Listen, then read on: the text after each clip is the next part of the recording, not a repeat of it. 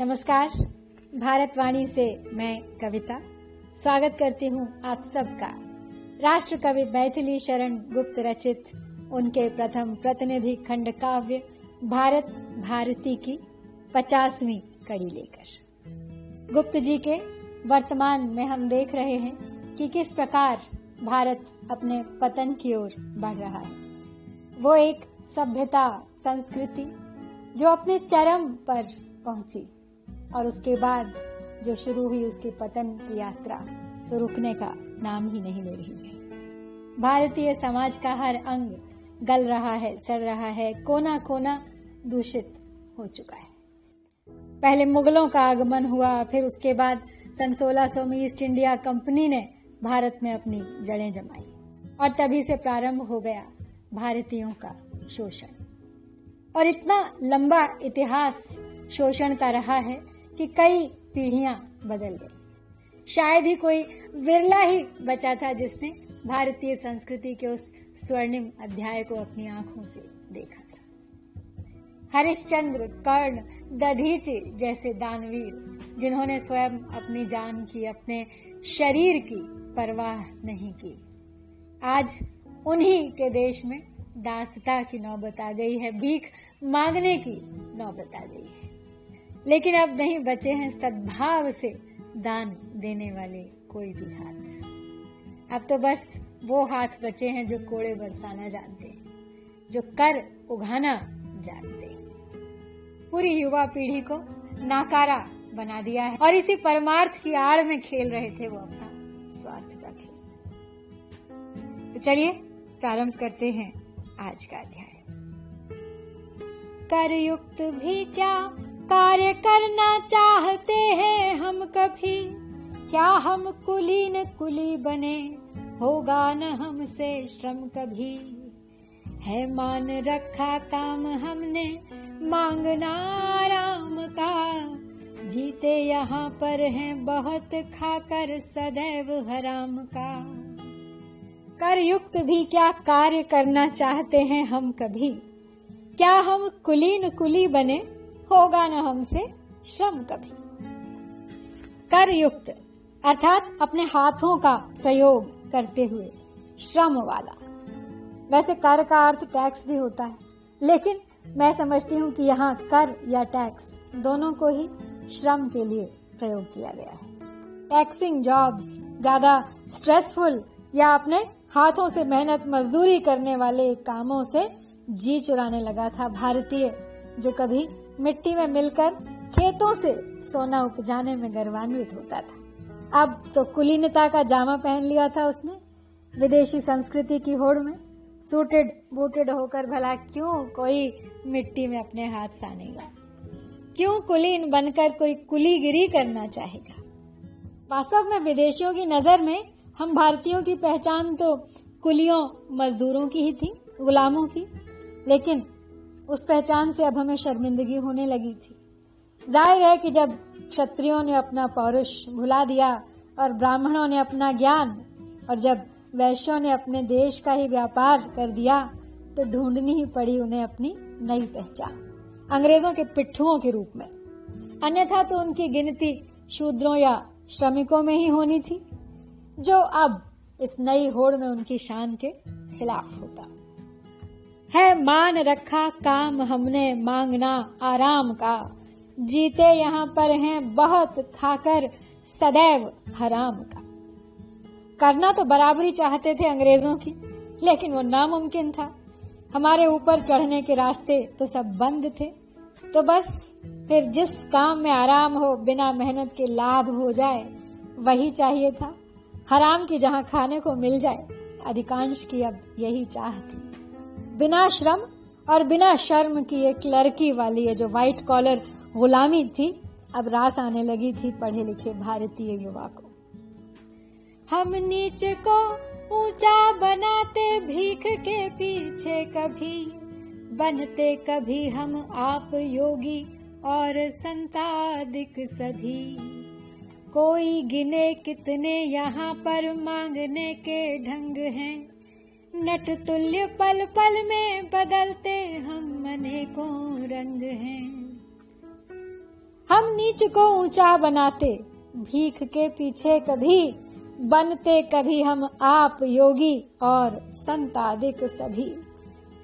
एक दूसरा वर्ग जो क्लर्की या मजदूरी जितना भी श्रम नहीं करना चाहता था, वह था भिखमंगे चोरों का, बहुरूपीय योगियों और संतों का, जो भीख के लिए सब नियम धर्म भुलाने को तैयार थे, या फिर यूं कहें कि मजबूर थे। इनमें अधिकांश शूद्र अथवा श्रमिक, छोटे किसान, जिनके लिए समाज में कोई स्थान नहीं बचा था। तो जब ब्राह्मण, क्षत्रिय, वैश्य अंग्रेजों की होड़ में लगे थे, तो इनके लिए भेष बदल बहुरूपी योगी संत बनना आसान हो गया था। तो क्यों करते भला ये कोई मेहनत मशक्कत का काम? कितना आसान था इन अज्ञानियों के लिए भिक्षा मांगना और हराम की खाना।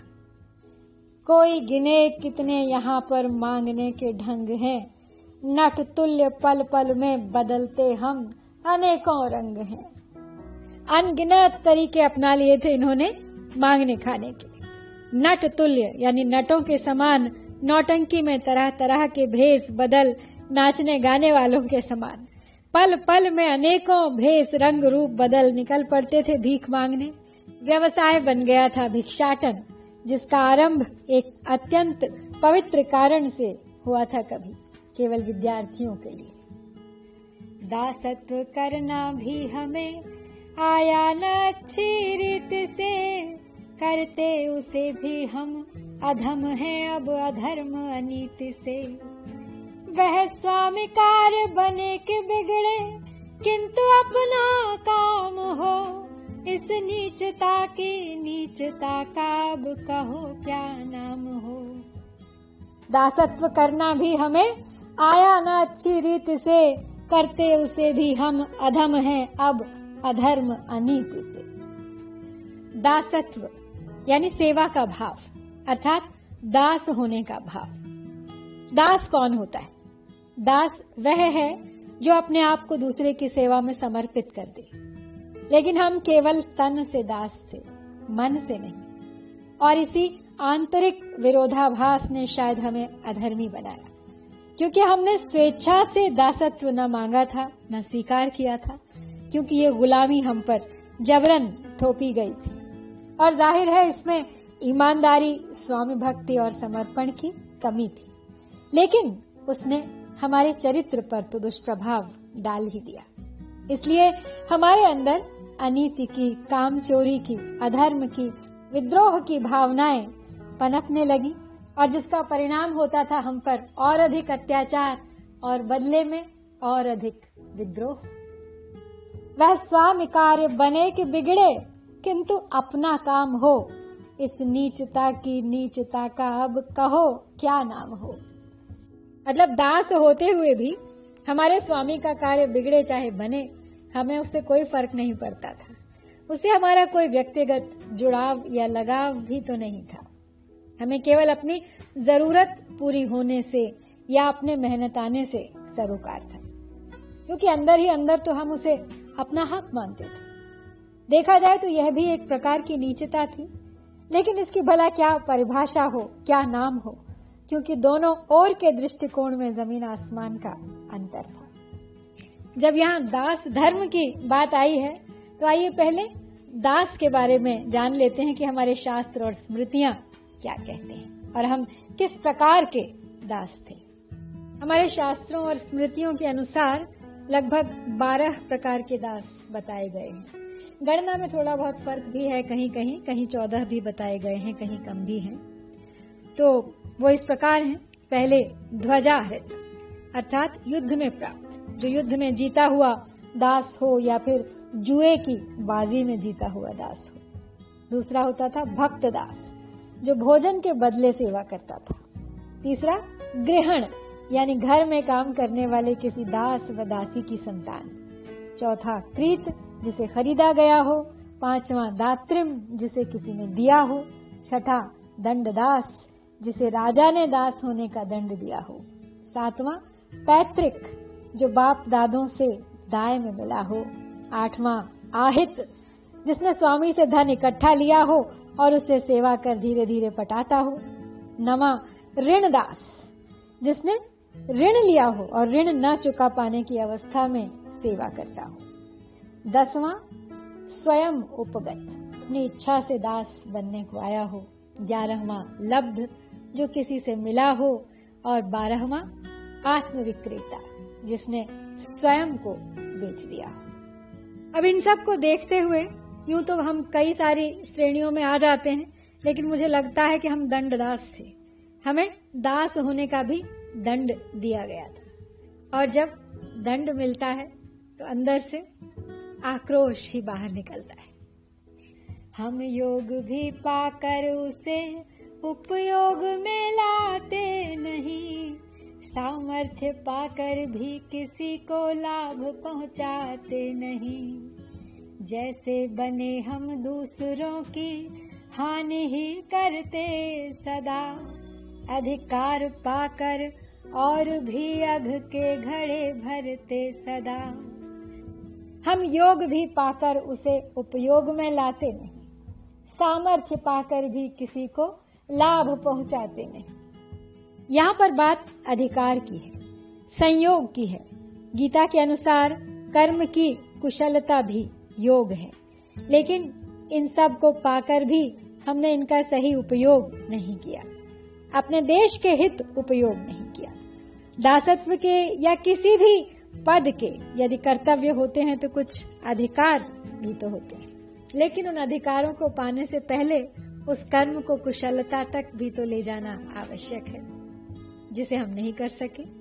खैर, जो भी संयोग बने हमारे जीवन में, हम उनका सही समय पर सही तरीके से उपयोग नहीं कर पाए अपने देश व देशवासियों के हित में। जैसे बने हम दूसरों की हानि ही करते सदा, अधिकार पाकर और भी अघ के घड़े भरते सदा। सामर्थ्य होते हुए भी, अधिकार होते हुए भी, उससे हम अपने देशवासियों के अधिकारों की सुरक्षा नहीं कर पाए। हमारी कुछ मनोवृत्ति ही ऐसी बन गई थी, स्वार्थ लोलुप, कि किसी को लाभ न पहुंच जाए कहीं, बस दूसरे का काम बिगाड़ना ही लक्ष्य होता था। आदत बन गई थी, फिर चाहे वो अंग्रेजों का काम बिगाड़ना हो या फिर खुद अपने ही भाई बंधुओं की जड़ काटनी हो। क्या फायदा उन अधिकारों का जिन्हें प्राप्त करके भी हमने उनसे अपने भारत की, अपने भारतीयों की किस्मत को नहीं बदला, नहीं भरी वो खाई जो बन गई थी हमारे अपने बीच। बस भर रहे थे तो केवल अपने पाप के घड़े, निज स्वार्थ की पूर्ति के लिए, केवल अपनी तुच्छ महत्वाकांक्षाओं की पूर्ति के लिए। न्यायालयों में भी निरंतर घूस खाते हैं हमी, रक्षक पुलिस को भी यहाँ भक्षक बनाते हैं हमी। कर्तृत्व का फल हम प्रजा पर बल दिखाना जानते, हम दीन दुखियों के रुदन को गान सम है मानते। न्यायालयों में भी निरंतर घूस खाते हैं हमी, रक्षक पुलिस को भी यहाँ भक्षक बनाते हैं हमें। सही कहते हैं कि पावर करप्ट्स, यानी शक्ति व सत्ता जब हाथ आती है तो अपने साथ भ्रष्टता को भी लेकर आती है, और यही हो रहा था। जो कुछ गिने चुने भारतीयों के हाथ में उनकी योग्यता व संयोग के योग से जो थोड़ी बहुत शक्ति अथवा सत्ता आ रही थी, वो उन्हें और अधिक लालची और भ्रष्ट बना रही थी। देश हित को तो कब का पीछे छोड़ दिया था उन्होंने। वकील बने भारतीय न्यायालयों में घूस खा रहे थे और अपने ही लोगों के खिलाफ निर्णय सुना रहे थे। पुलिसकर्मी बन अपने ही भाई बंधुओं पर डंडे बरसा रहे थे। कर्तृत्व का फल हम प्रजा पर बल दिखाना जानते, हम दीन दुखियों के रुदन को गान सम है मानते। और जिनके पास अधिकार था भारतीयों के हक की रक्षा का, उनकी सुरक्षा का, उनकी शक्ति बन उनका मनोबल ऊंचा कर देश की विकृत स्थिति को सुधारने का, वही अपने राष्ट्र धर्म को भूलकर केवल स्वार्थ धर्म पर अड़े, केवल अपना और अपना ही उल्लू सीधा कर रहे थे। जिनका कर्तव्य होता है प्रजा का हित करना, वो उन्हीं पर बल प्रयोग कर उनका मुंह बंद कर रहे थे। इतने कठोर, इतने निष्ठुर हो गए थे अपने अधिकार के दंभ में, अपने लालच और स्वार्थ में हम, कि दीन दुखियों का क्रंदन तनिक भी कचोटता नहीं था उन्हें। कोई संवेदना नहीं जगाता था उनके भीतर, बल्कि उनके लिए तो वह एक मनोरंजन गान समान था, जिसका मजाक उड़ाना, जिसे देख सुनकर भी अनसुना कर देना बहुत आसान था। हाँ, हिंस्र पशुओं के सदृश हम में भरी है क्रूरता, करके कलह अब हम इसी में समझते हैं शूरता। खोजो हमें यदि जबकि हम घर में न सोते हो पड़े, होंगे वकीलों के अड़े अथवा अदालत में खड़े। हाँ, हिंस्र पशुओं के सदृश हम में भरी है क्रूरता, करके कलह अब हम इसी में समझते हैं शूरता। अत्यधिक दमन का परिणाम यह हुआ भारतीयों पर कि उनके भीतर इतना आक्रोश भर गया कि वो हिंसक पशुओं की भांति बिना बात ही काटने को दौड़ते थे। एक विपरीत विरोधाभासी स्वभाव, एक विकृत मनोवृत्ति दिखाई दे रही थी। या तो वे बहुत अधिक डिफेंसिव यानी बचाव करने वाले थे, या फिर अत्यधिक आक्रामक क्रूर होते जा रहे थे। बीच का मार्ग उन्हें दिखाई नहीं देता था। दरअसल बीच का मार्ग तब होता है जब व्यक्ति बड़ा संतुष्ट होता है अपने आप में, उसके पास न कम होता है न ज्यादा, बड़ा संतुलित सा जीवन जीता है जो। लेकिन भारतीयों की दुविधाजनक स्थिति ने उन्हें या तो अंग्रेजों का चापलूस बना दिया था, या फिर क्रूरता से भरा नकारात्मक तर्कहीन दानव। और इसी कलह क्लेश को हम अपनी शूरता, अपना साहस समझ बैठे थे। खोजो हमें यदि जब कि हम घर में न सोते हो पड़े, होंगे वकीलों के अड़े अथवा अदालत में खड़े। अभियोग, आक्षेप, दोषारोपण, मुकदमा बाजी करना या फिर उनका स्वयं शिकार होना हमारी आदत बन गई थी, हमारी दिनचर्या का मुख्य हिस्सा था। आलसियों की भांति सोते पड़े रहना, दुनिया की चुनौतियों से आंखें मूंदे, या फिर अदालतों में लाइन लगाए खड़े रहना, वकीलों से व्यर्थ तर्क वितर्क में अड़े रहना, और हमें आपस में एक दूसरे से भिड़ाकर वे तो बस तमाशा देखा करते थे। बंदर बांट की इस राजनीति में भारतीय के हाथ कुछ नहीं आता था, जो था उससे भी हाथ धोना पड़ता था उसे। न्यायालयों में नित्य ही सर्वस्व खोते सैकड़ों, प्रतिवार पग पग पर वहाँ है खर्च होते सैकड़ों। फिर भी नहीं हम चेतते हैं, दौड़ कर जाते वहीं, लघु बात भी हम 5 मिलकर आप निपटाते नहीं। न्यायालयों में नित्य ही सर्वस्व खोते सैकड़ों, प्रतिवार पग पग पर वहाँ है खर्च होते सैकड़ों। न्यायालयों में, अदालतों में प्रतिदिन देखा जाता था कितने ही भारतीयों को अपना सब कुछ लुटाते हुए। तारीख पे तारीख ये डायलॉग यूं ही नहीं बना, यही थी उनकी किस्मत, जहाँ प्रतिवार हर तारीख पर पग पग पर नए खर्चे मुंह बाए खड़े रहते थे, लेकिन हासिल कुछ नहीं होता था। झांसे में रखा जाता था कि फैसला उनके हक में होगा, लेकिन इसके पीछे क्या राजनीति होती थी, कैसे फायदा उठाया जाता था उस गरीब का, उसे भान तक नहीं हो पाता था। हर नई तारीख कुछ और पैसे ऐंठने का बहाना बन जाती थी। फिर भी नहीं हम चेतते हैं, दौड़कर जाते वहीं, लघु बात भी हम 5 मिलकर आप निपटाते नहीं। इस सब अन्याय के बावजूद चेतते नहीं थे हम, और लौट लौट कर फिर पहुंच जाते थे वहीं अदालतों में, हाथ जोड़े न्याय की गुहार करते हुए। शिक्षा की कमी, बुद्धि संगत तर्कशीलता का अभाव, अपने अधिकारों के प्रति अज्ञान व आपसी अविश्वास कारण था उनके इस कदम का। छोटे छोटे आपसी फैसले जो पंचायतें आपस में ही निपटा सकती थी सरलता से, आपसी सद्भाव से, उन्हें भी अदालतों तक घसीटा जाता था। पंच परमेश्वर नहीं थे, अब उनकी जगह ले ली थी काले कोट वाले नए भगवानों ने। नहीं जानते थे कि वो स्वयं अपने आप को सौंप रहे थे यम को, मृत्यु को, काल का बुलावा आने से भी बहुत पहले।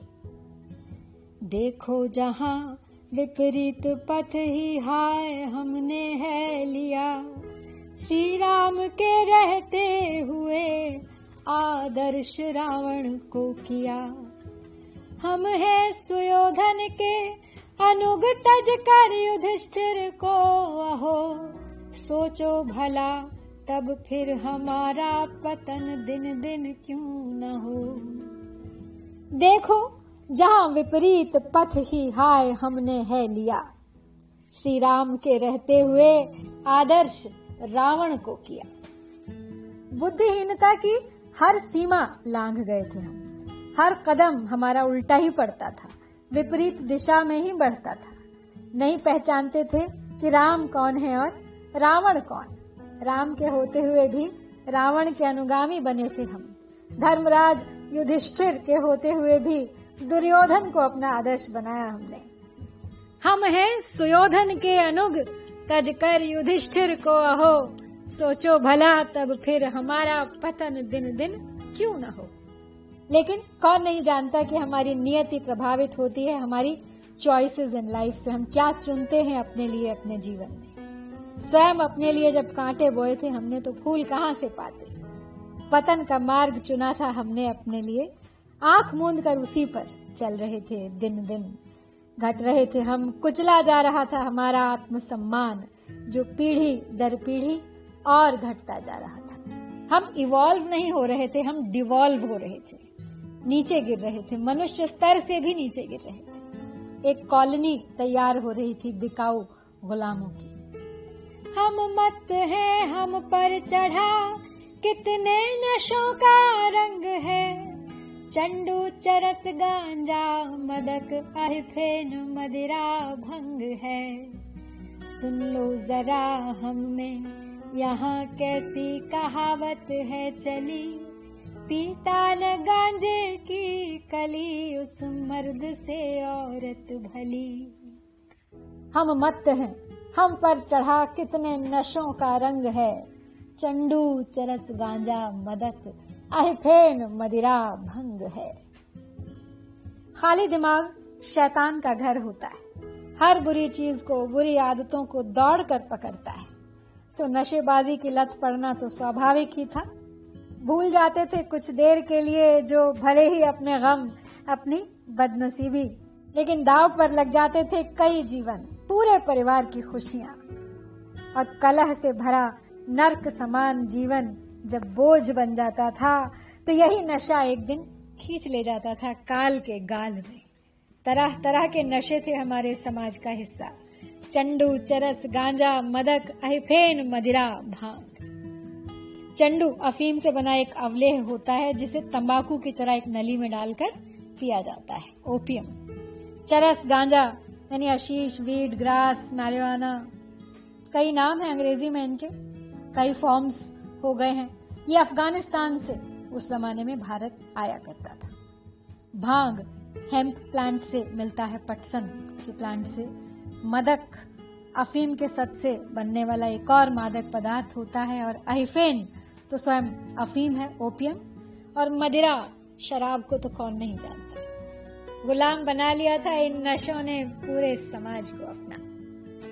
सुन लो जरा हम में यहाँ कैसी कहावत है चली, पीता ना गांजे की कली उस मर्द से औरत भली। और यह नशेबाजी बड़े फक्र की बात होती थी मर्दों के लिए, मर्दानगी की निशानी थी उनके लिए। जो मर्द गांजा नहीं पीता था उसे औरत के समान समझा जाता था। और यूं तो देखिए नशेबाजी ने कभी भी किसी भी काल में पीछा नहीं छोड़ा है मनुष्य का। और अब तो यह केवल मर्दों तक सीमित भी नहीं है, औरतें भी बढ़ चढ़कर और खुलकर नशा करती हैं। अभी देखिए आजकल के हालात, मर्दों के कम औरतों के नाम ज्यादा आगे आ रहे हैं नशेबाजी में। बहुत दुख होता है देखकर कि आजकल युवा वर्ग में और विशेषकर लड़कियों में धूम्रपान कितना अधिक बढ़ता जा रहा है।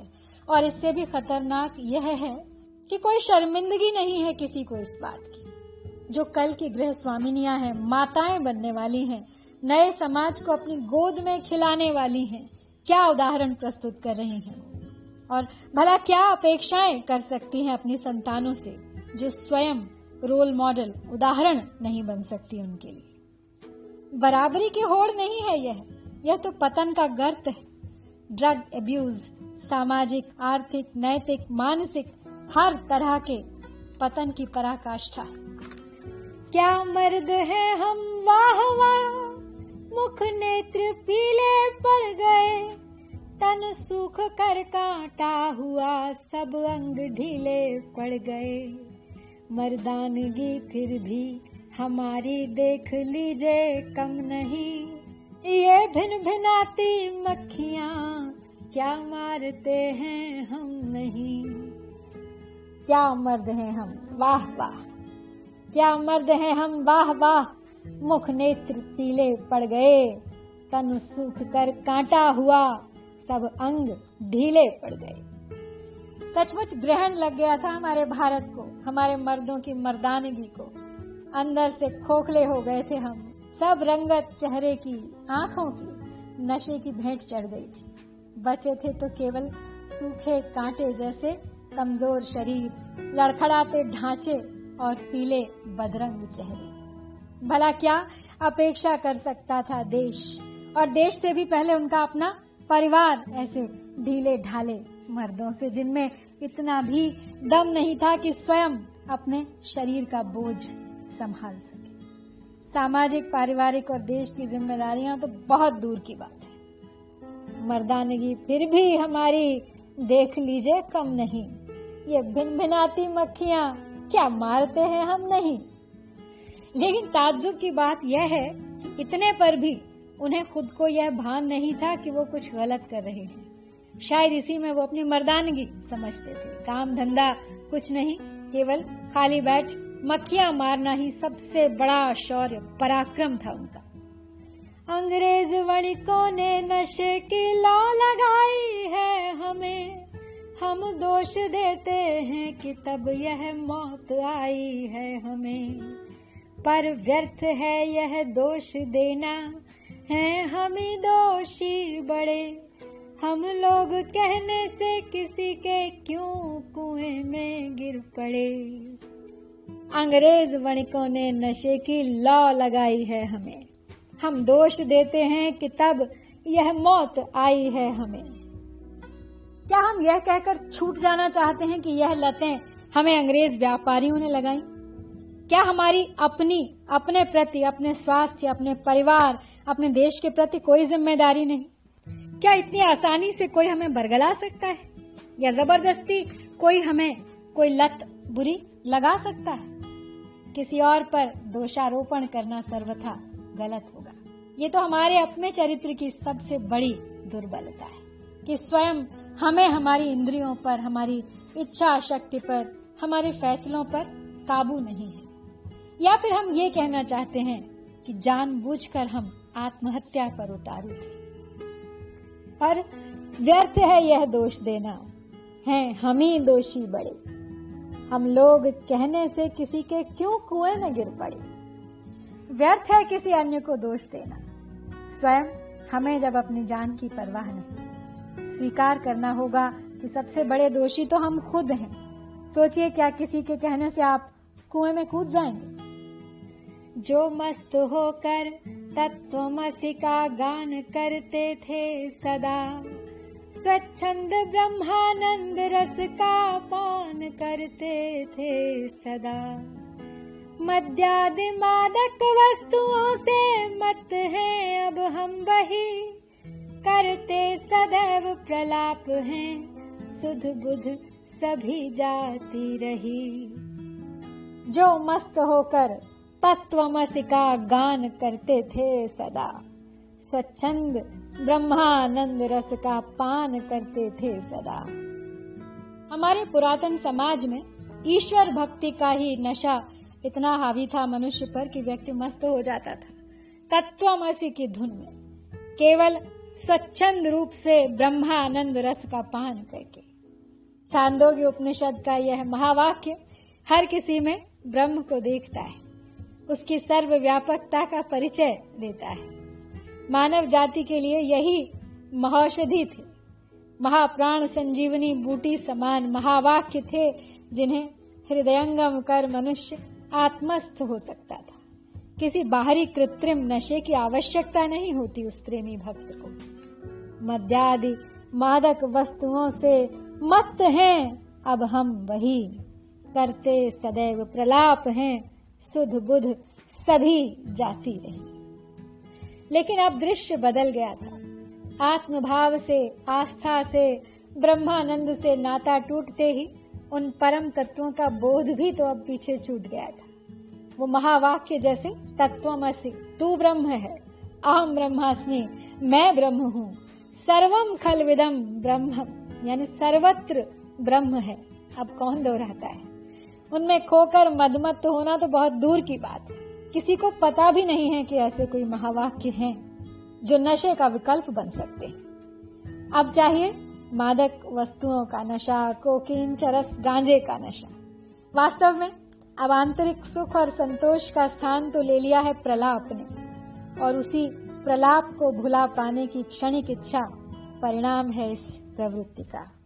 सुध बुध खो देना भला कैसे इलाज हो सकता है किसी समस्या का। ऐसे में तो आवश्यकता है और अधिक मनोबल जुटाने की, अपने आत्मबल को जगाकर अपने आप को अंदर से और अधिक सशक्त बनाने की। जैसे पहले भी कहा है कि we are a result of our choices. जीवन में पग पग पर विकल्प होते हैं हमारे पास। हमारा चयन ही हमें बनाता है, हमारा चरित्र बनाता है, हमारा भविष्य और हमारे देश का भविष्य बनाता है। इसीलिए आवश्यक है कि हम सही चुने। It's never too late. दो चार आने रोज के भी जो कुली मजदूर हैं, संध्या समय वे भी नशे में दिख पड़ते चूर हैं। मर जाएं चाहे बाल बच्चे भूख के मारे सभी, पर छोड़ सकते हैं नहीं उस दुर्व्यसन को वे कभी। दो चार आने रोज के भी जो कुली मजदूर हैं, संध्या समय वे भी नशे में दीख पड़ते चूर हैं। अच्छा, नशा केवल वे ही नहीं करते थे जिनके पास फालतू पैसा था फूंकने के लिए, जो बिगड़े रईस थे, बल्कि वे भी जो मुश्किल से दो चार आने रोज कमा पाते थे, बड़ी कठिनाई से दो वक्त की रोटी जुटा पाते थे। मजदूर कुली तक भी संध्या होते ही नशेबाजी के अड्डों की ओर भागते दिखाई देते थे। मर जाएं चाहे बाल बच्चे भूख के मारे सभी, पर छोड़ सकते हैं नहीं उस दुर्व्यसन को वे कभी। न बाल बच्चों की परवाह, न पत्नी की भावनाओं की कोई फिक्र। क्या शाम का खाना है भी या नहीं घर में, कहीं भूखे तो नहीं बिलख रहे हैं बीवी बच्चे घर में, उनकी बला से। उन्हें तो नशे में धुत होकर ही घर लौटना है, मारपीट करनी है, खाने की जगह बीवी बच्चों को घुड़कियां देकर बस बेहोशी की दुनिया में घर खो जाना है। और अगले दिन ना कुछ याद रहता है पिछली रात का, और न ही किसी अपराध बोध की अनुभूति ही होती है उनको। फिर चल देती है जिंदगी उसी राह पर। भले ही जान चली जाए किसी की परिवार में, लेकिन मजाल है कि वे भूल जाएं अपने इस दुर्व्यसन को। यहाँ पर याद आ रही है मुझे प्रेमचंद जी की कहानी कफन। बीवी प्रसव में मर रही और बाप बेटा तब भी अपनी शराब की जुगाड़ में लगे थे। अवश्य पढ़िएगा। और प्रेमचंद जी की जयंती है, शीघ्र ही मैं भी प्रयास करूंगी कि इस कहानी को आपको खुद मैं सुनाऊं।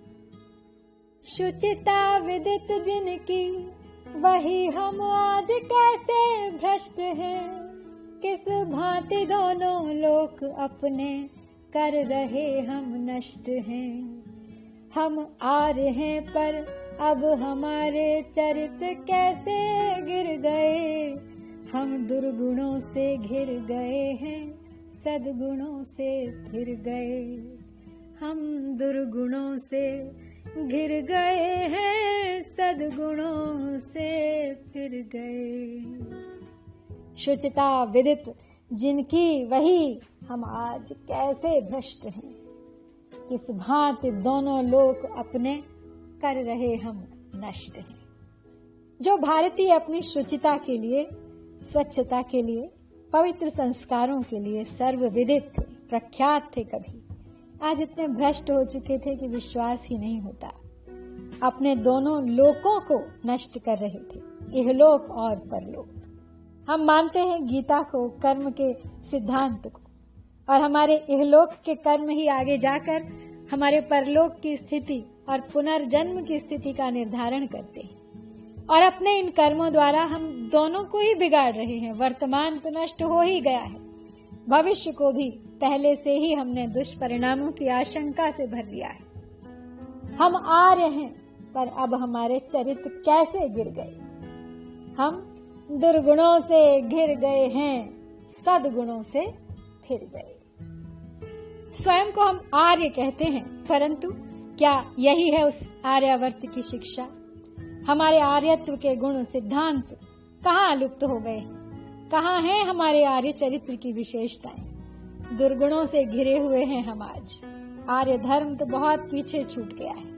सब सद्गुणों को झोंक चुके हैं नशे की भट्टी में, पाप की अग्नि में। तो फिर कहाँ के आर्य? कैसे आर्य हैं हम? आर्य शब्द का अर्थ ही होता है प्रगतिशील, श्रेष्ठ, जो वैदिक नीति नियम के अनुसार जीवन यापन करता है। आर्य धर्म एक विचारधारा है। आर्य परिश्रम करता है और परोपकार वृत्ति से दूसरों को भी लाभ पहुंचाता है। आर्य बनता है मनुष्य कर्मों से। रावण के पिता आर्य थे, लेकिन रावण ज्ञानी होते हुए भी दस्यु क्यों हो गया? दानव क्यों हो गया?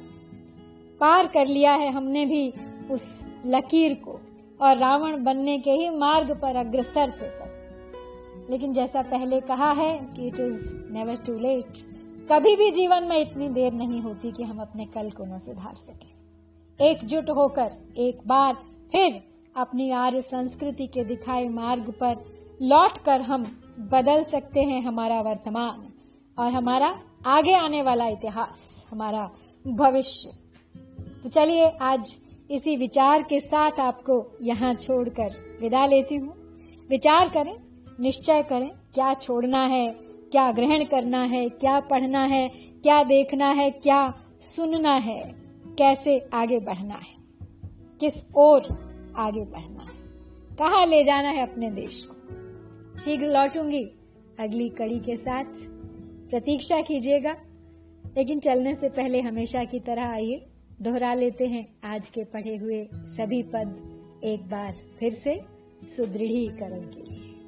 करयुक्त भी क्या कार्य करना चाहते हैं हम कभी, क्या हम कुलीन कुली बने, होगा न हमसे श्रम कभी। है मान रखा काम हमने, मांगना आराम का, जीते यहाँ पर हैं बहुत खाकर सदैव हराम का।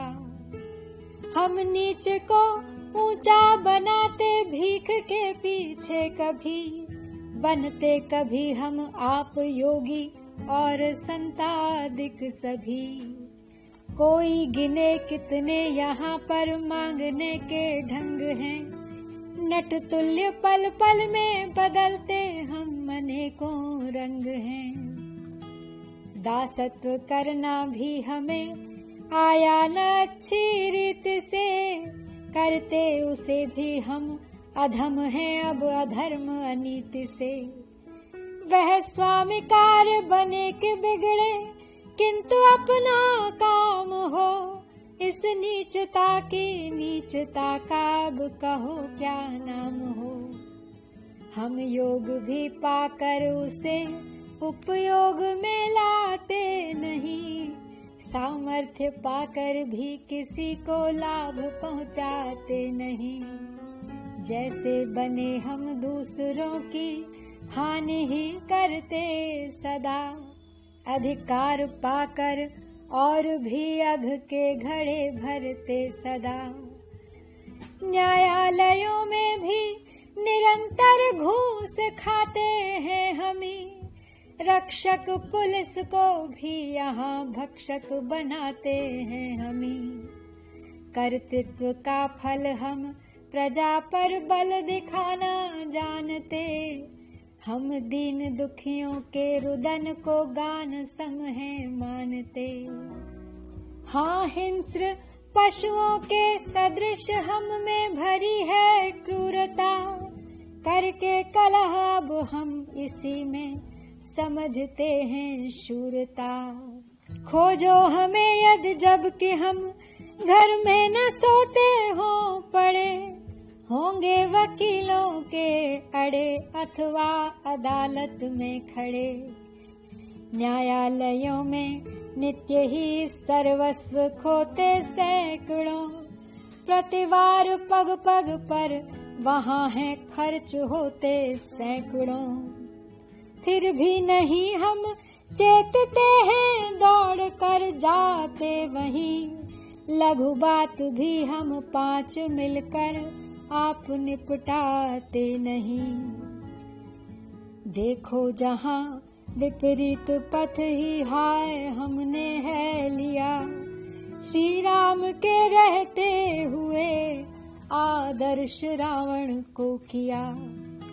हम हैं सुयोधन के अनुग तज कर युधिष्ठिर को अहो, सोचो भला तब फिर हमारा पतन दिन दिन क्यों न हो। हम मत हैं हम पर चढ़ा कितने नशों का रंग है, चंडू चरस गांजा मदक अहिफेन मदिरा भंग है। सुन लो जरा हम में यहाँ कैसी कहावत है चली, पीता न गांजे की कली उस मर्द से औरत भली। क्या मर्द है हम वाह वाह, मुख नेत्र पीले पड़ गए, तन सूख कर कांटा हुआ सब अंग ढीले पड़ गए। मर्दानगी फिर भी हमारी देख लीजिए कम नहीं, ये भिन भिनाती मक्खियाँ क्या मारते हैं हम नहीं। अंग्रेज वणिकों ने नशे की लौ लगाई है हमें, हम दोष देते हैं कि तब यह मौत आई है हमें। पर व्यर्थ है यह दोष देना, है हम ही दोषी बड़े। हम लोग कहने से किसी के क्यों कुएं में गिर पड़े। जो मस्त होकर तत्वमसि का गान करते थे सदा, स्वच्छंद ब्रह्मानंद रस का पान करते थे सदा। मद्यादि मादक वस्तुओं से मत हैं अब हम वही, करते सदैव प्रलाप हैं सुध बुध सभी जाती रही। 2-4 आने रोज के भी जो कुली मजदूर हैं, संध्या समय वे भी नशे में दिख पड़ते चूर हैं। मर जाएं चाहे बाल बच्चे भूख के मारे सभी, पर छोड़ सकते हैं नहीं उस दुर्व्यसन को वे कभी। शुचिता विदित जिनकी वही हम आज कैसे भ्रष्ट हैं, किस भांति दोनों लोक अपने कर रहे हम नष्ट हैं। हम आ रहे पर अब हमारे चरित्र कैसे गिर गए, हम दुर्गुणों से घिर गए हैं सद्गुणों से फिर गए। हम दुर्गुणों से घिर गए हैं सद्गुणों से फिर गए। जय भारत, जय भारती।